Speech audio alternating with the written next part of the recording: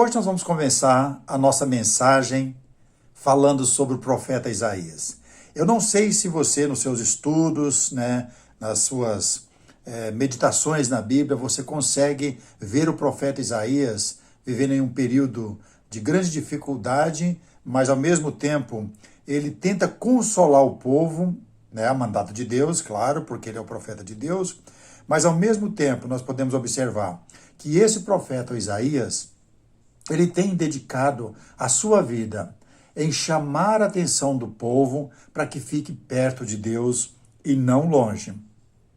Isaías, no capítulo 40, do versículo 1 ao 11, nós observamos Isaías fazendo um chamado, mostrando ao povo que Deus é grande em poder, é grande em misericórdia, e ao mesmo tempo ele mostra que Deus está olhando as deficiências que tem na vida do povo de Israel, que é o período que o profeta Isaías está vivendo e está agora pregando ao povo.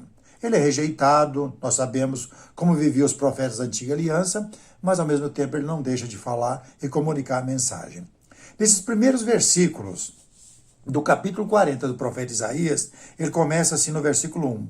Consolai, consolai o meu povo, diz o vosso Deus. Falai ao coração de Jerusalém, brandai-lhe que já é findo o tempo da sua malícia, que a sua iniquidade está perdoada e que já recebeu em dobro das mãos do Senhor por todas dos seus pecados.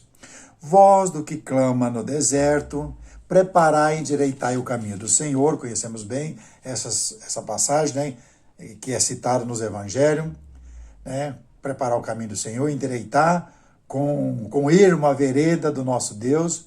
Todo vale será aterrado e nivelado, todos os montes outeiros e que é tortuosos será reedificado, e os lugares escabrosos aplanados, ficar planos, A glória do Senhor se manifestará, a toda carne haverá, pois a boca do Senhor o disse. Uma voz diz, clama, alguém pergunta, que hei de clamar? Toda a carne é erva e toda a sua glória como a flor da erva. Seca-se a erva, cai as flores, soprando os ventos, soprando nelas o hálito do Senhor, como um vento na vereda. Na verdade, o povo é erva, eu e você, como os israelenses, Seca-se a erva, cai sua flor, mas a palavra do nosso Deus permanece eternamente. Tu, ó Sião. Então, o profeta vai fazendo um jogo de palavras, mas ao mesmo tempo ele está chamando a atenção.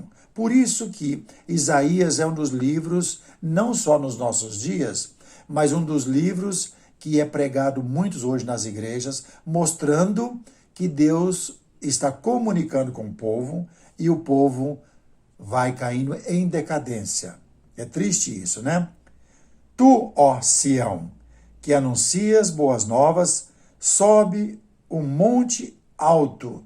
Tu que anuncias boas novas a Jerusalém, ergue a tua voz fortemente, levanta e não temas, diz a cidade de Judá, eis aí está o vosso Deus. Eis que o Senhor Deus virá com poder, e o seu braço dominará. Eis que o seu galardão está com ele, e diante dele a sua recompensa. Como pastor, apacentará o seu rebanho, entre os seus braços recolherá os cordeirinhos e os levará no seio.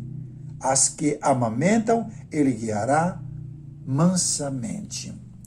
Palavras do Senhor, que vem para nos ajudar e nos corrigir. Nós somos seres humanos, mas temos as nossas deficiências.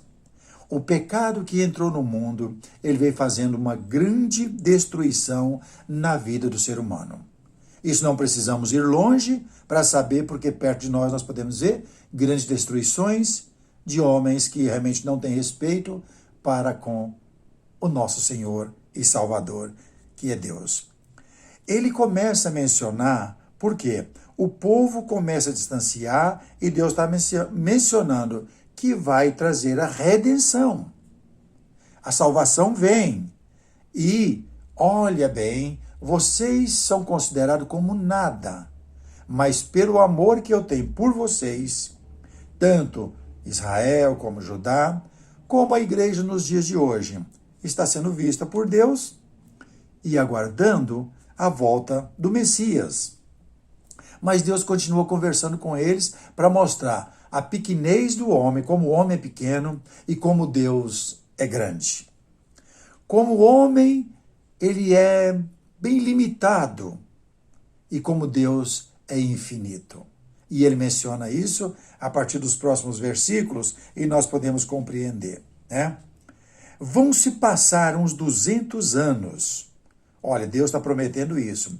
Vai se passar 200 a 200 e poucos anos. Isaías está falando por volta do ano 800 a 850. Para chegar no ano 580, então vai se passar uns bons anos. E esse povo não viu nada diferente. Mas muitos estavam esperando a vinda do Senhor, porque ele prometeu. E feliz daqueles que viveu nesse período e aguardou o Senhor. Mas vai se passar 200 a 200 e poucos anos, né? Talvez 240, 250 anos, vem a destruição de Jerusalém. E esse povo, tanto Israel como Judá, vai ser levado e espalhado por toda a Babilônia. Já mencionei esse fato em alguns outros vídeos que eu fiz. Mas especificamente eu gostaria de relembrar você nesse dia de hoje que Deus vai espalhar todos. Vão perder a sua pátria, tanto Jerusalém como Judá. Nabucodonosor, que Deus até chama ele de servo, que está usando de força, vai levar e vai espalhar as pessoas. As famílias vão ser espalhadas mesmo, né? Triste uma cena dessa, mas que aconteceu, e Jerusalém vai ser destruído. Mas, e a esperança? E a promessa de Deus? Aí Deus mostra, olha, já encheu a medida, eu vou perdoar aquele que merece ser perdoado e vou trazer a salvação. Por isso ele disse, voz do que clama no deserto. E nós sabemos que essa profecia se aplica a João Batista, que saiu no começo do Evangelho, antes de Jesus começar o seu ministério, pregando, arrependei-vos, porque está próximo o reino dos céus, até Jesus ser crucificado e estabelecer o reino que é a igreja. Pois bem, aqui nós podemos perceber que Deus vai mostrar que o homem é muito pequeno na presença dele. E às vezes nós, como seres humanos, achamos que nós somos alguma coisa. Muitos homens hoje, não só hoje como no passado, já quis ser maior que Deus e não levaram vantagem nenhuma, porque viveram os seus dias, morreu e voltou ao pó, como diz Gênesis, comecinho, tu és pó e ao pó voltarás. E nos nossos dias, muitos homens acham que é maior que Deus. E aí faz grandes proezas, se tornam pessoas má, pessoas cruéis, e acham que não tem um Deus lá de cima olhando. Mas tem. Mas ele mostra, não só o homem, mas como todas as nações, é menos que nada na sua presença. Aí conseguimos imaginar o tamanho que é Deus, ou na verdade, não conseguimos imaginar. Porque não dá para comparar Deus com um homem. Não dá para comparar. Deus se fez carne na pessoa de Cristo, mas não dá para comparar com um homem. E aqui, a partir do versículo 12, do mesmo capítulo de Isaías, olha como ele começa a colocar, tanto para mim como para você, como o profeta Isaías está colocando para o povo daquela época. Versículo 12, olha que interessante. Quem na concha de sua mão mediu as águas e tomou a medida dos céus a palmos? Quem recolheu na terça parte um éfa o pó da terra e pesou os montes em romano, né? E os outeiros em balança de precisão? Quem guiou o Espírito do Senhor? Ou como seu conselheiro o ensinou?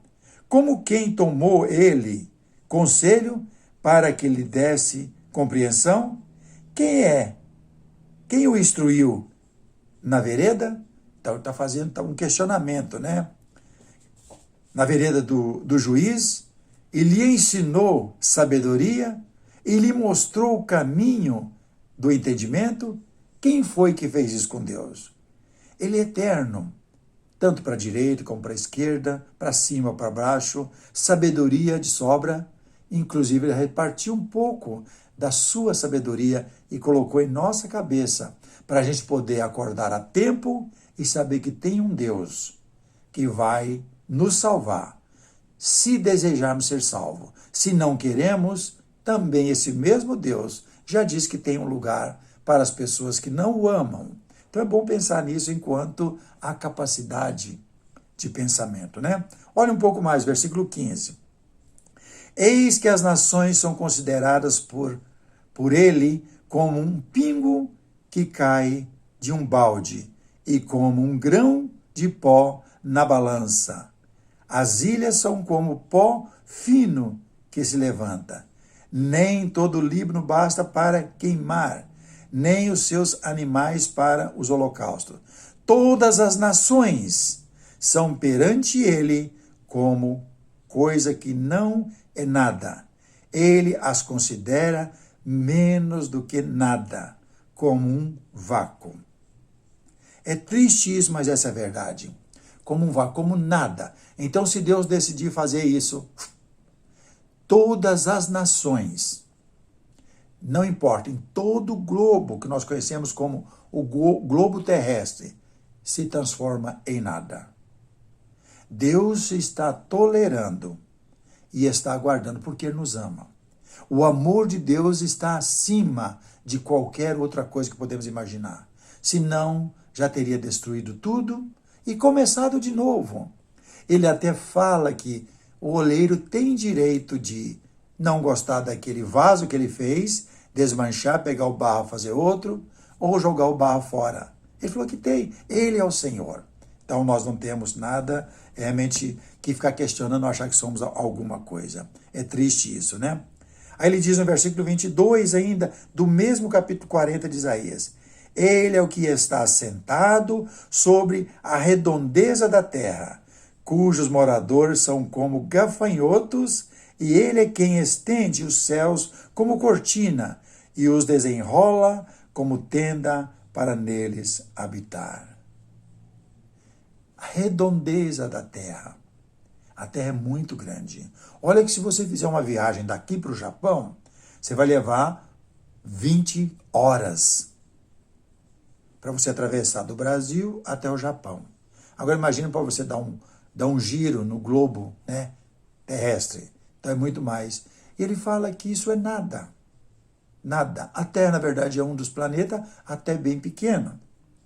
Nós somos menor que o Sol e somos maior que a Lua, que é os dois planetas que estão mais ou menos perto, né? Mas em comparação a alguns outros que o homem conseguiu ver, é nada a Terra. Então não dá para o homem achar que é alguma coisa e querer achar que pode fazer alguma coisa, né? Agora, nesse versículo que nós acabamos de ler, nós podemos dizer que Deus é grande em poder e sabedoria. Do mesmo jeito que Ele me criou, Ele criou você também. Do mesmo jeito que Ele me ama, Ele ama você também. Do mesmo jeito que Ele se fez carne para habitar entre nós, do mesmo jeito que Ele se fez para salvar você, Ele fez para me salvar também. Então nós podemos dizer que Ele é grande, Ele é um Pai com toda a sabedoria. Mesmo a gente tendo toda a nossa pequenez, a nossa ignorância e o pecado, Deus continua nos amando. Por isso, quando o apóstolo Pedro pregou, ele falou que Deus não gostaria que nenhuma pessoa se perdesse, mas que todos chegassem ao arrependimento e se convertesse a Ele. Vão se passar agora mais 400 anos. Incrível isso. Passou 200 e pouco, veio, Jerusalém foi levado cativo, espalhado por toda a Babilônia. Agora vai se passar mais uns 400 anos, até chegar a promessa de Deus para salvar o homem. Seria o Salvador. São chamados 400 anos de silêncio. Você já ouviu falar? Preste atenção nos seus estudos, pesquise e dá uma olhada para você ver. E aí o povo fica faminto, com sede da palavra de Deus. O que estava escrito ficou, mas não teve mais. Por isso, quando João chegou, voz do que clama no deserto, endireitai o caminho do Senhor. João pregava, arrependei-vos porque está próximo o reino dos céus. E ia às massas das pessoas. Eles estavam carentes de um profeta de Deus. E Jesus disse que, entre os nascidos de mulher, João foi o maior entre os nascidos de mulher. Não tem outro maior que ele. Mas, ao mesmo tempo, ele diz que, no reino dos céus, o menor ainda é maior que João. Então, vale a pena lutar pelo reino, né?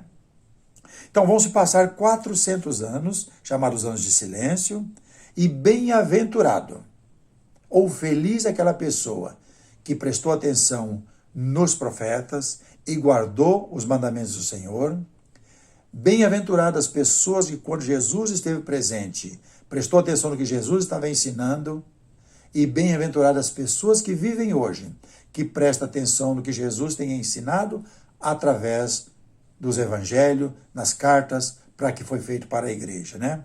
Então, bem-aventurado todos que em tempos e épocas que viveram longe um do outro, porque nós estamos falando de épocas, né, de períodos, são bem-aventurados de ter prestado atenção nas palavras do Senhor e esperam estar com o Senhor na eternidade. A esperança nos move a buscar uma fé verdadeira.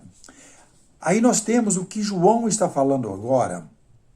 Isso mesmo, o Evangelho de João, capítulo 1, que nos ajuda a compreender um pouco mais estas coisas que vêm dos profetas e a esperança da salvação para uma vida eterna. Então, bem-aventurados. João, capítulo 1, encontramos estas palavras que são ricas para nos ajudar a compreender que Deus não dorme.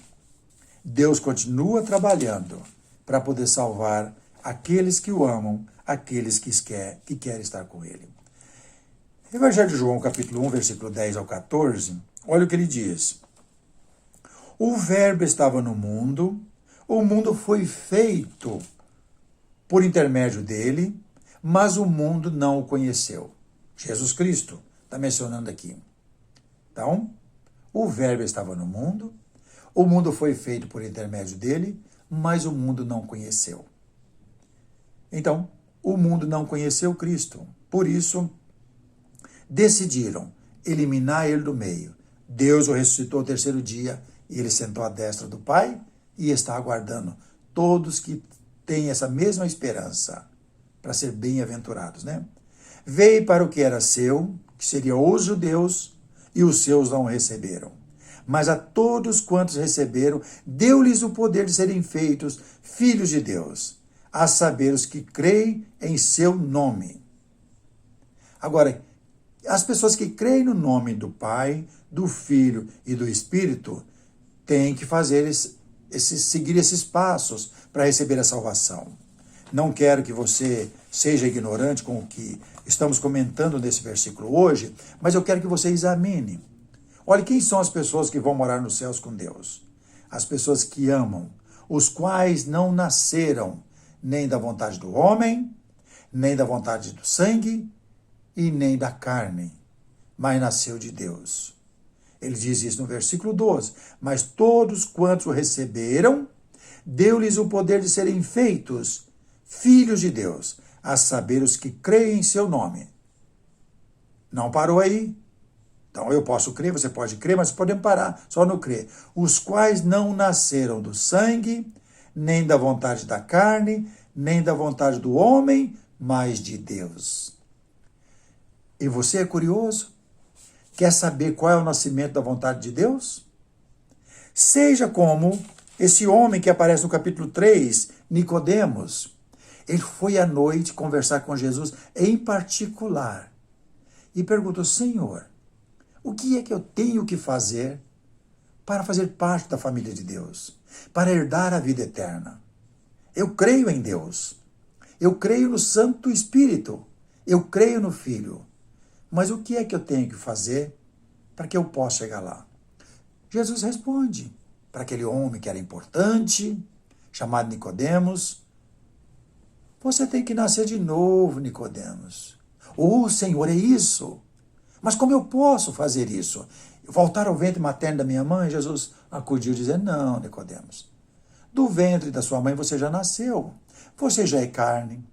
Você já é sangue. E você já nasceu da vontade da carne. Da vontade do homem. Agora eu estou falando, Nicodemos, nascer da água e do Espírito, para que você possa entrar no reino de Deus e fazer parte dessa grande família, que tem a esperança, que são bem-aventurados. E nós podemos observar que Nicodemos seguiu esses passos. Será que você tem coragem na sua vida de seguir esses passos? Seguir os ensinos de Jesus, acreditar nele com verdade e dar os passos para a salvação, para a vida eterna? Que Deus o abençoe se você tem essa esperança, mas dê os passos. Se você já deu os passos, amém. Que Deus continue conosco. Isso é para ajudar, encorajar você a seguir os passos de Jesus e vencer todos os obstáculos aqui da terra, obstáculos espirituais, para que possa chegar na vida eterna e não ser destruído com os homens ímpios, que não têm a esperança na vida que está no Pai, no Filho e no Espírito. Que Deus o abençoe. Se você já é inscrito em nossa página, só tem a agradecer. Continue sendo um mensageiro do Senhor. Se você só está nos visitando, procure também ajudar a outras pessoas, enviando esse vídeo, e ajuda você também a corrigir as deficiências da fé, para que possa ser um cidadão do reino, em espírito e em verdade. Que Deus nos abençoe.